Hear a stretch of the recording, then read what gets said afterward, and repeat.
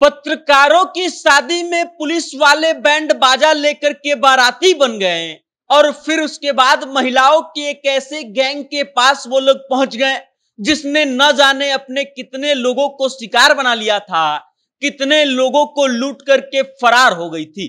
फर्जी दुल्हन के गैंग को पकड़ने के लिए पुलिस और पत्रकारों ने जो खेल खेला, उसकी कहानी जब आप सुनेंगे तो आपको लगेगा कि आप कोई बॉलीवुड की तगड़ी फिल्म देख रहे हैं, जिसमें पुलिस वाले और पत्रकार मिलकर के ऐसा कांड कर देते हैं कि फर्जी दुल्हन का पूरा गैंग पकड़ा जाता है। और आपको इस कहानी में रोमांच का अनुभव होगा कि कैसे पुलिस वाले बाराती बनकर के पूरे गैंग को पकड़ते हैं।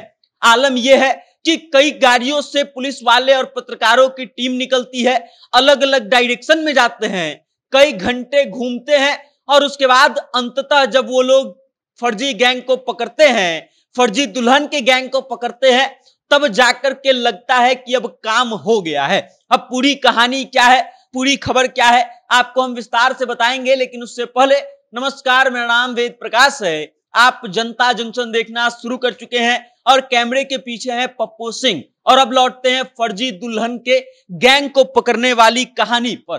तारीख थी 20 मई 2025। पश्चिमी चंपारण के योगपट्टी थाने में एक एफआईआर दर्ज होती है फर्जी दुल्हन का।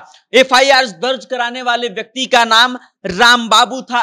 राम बाबू ये आरोप लगाते हैं कि 2 महीने पहले उनकी शादी हुई थी और उनकी पत्नी अचानक से रातों रात घर के सारे रुपए पैसे और गहने जेवरात लेकर के फरार हो जाती है। और उसके बाद ये केस जो है एक आग की तरफ फैलने लगता है।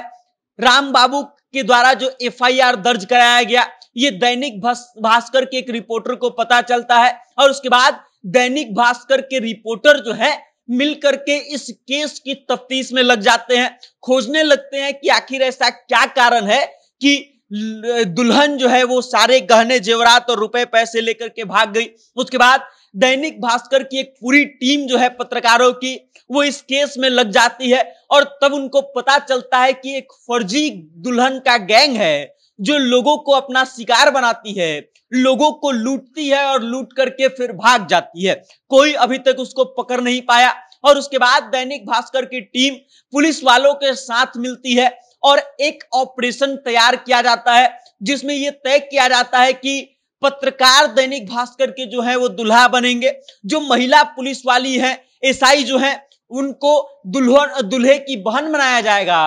और उसके बाद जितने भी पुलिस वाले होंगे वो सब के सब बाराती बनेंगे। मामला तय होता है।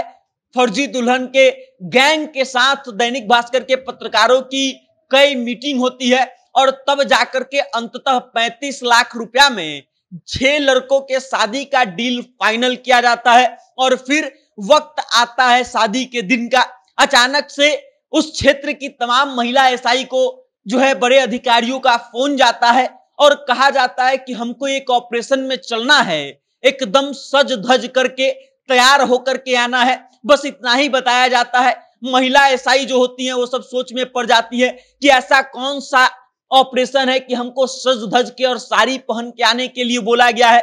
और उसके बाद खेल शुरू होता है पुलिस और पत्रकारों का।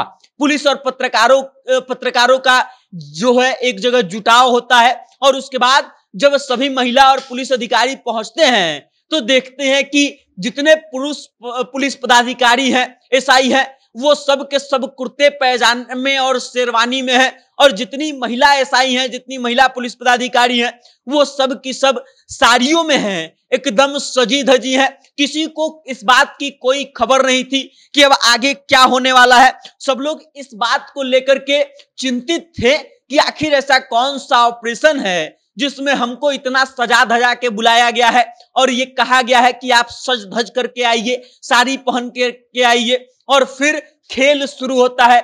वहां पर पुलिस वालों को समझाया जाता है कि फर्जी दुल्हन का गैंग चल रहा है, जिसको रोकने के लिए हम लोगों को काम करना है, जिनको पकड़ने के लिए ये सब वेशभूषा रखा गया है। और उसके बाद फर्जी गैंग को पकड़ने के लिए पुलिस वाले और पत्रकारों की अलग अलग टीम अलग अलग गाड़ियों में बैठ करके अलग अलग डायरेक्शन में पहुंचती है। और उसके बाद खेल शुरू होता है।